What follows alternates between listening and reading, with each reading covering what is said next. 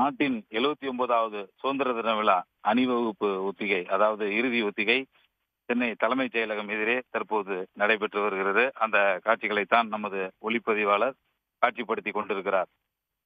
நாட்டின் 79வது சுதந்திர தினத்தை வெட்டி கடந்த 8ஆம் தேதி, அதே போல 11ஆம் தேதி சுதந்திர தின அணிவகுப்பு ஒத்திகை நிகழ்ச்சியானது நடைபெற்றது.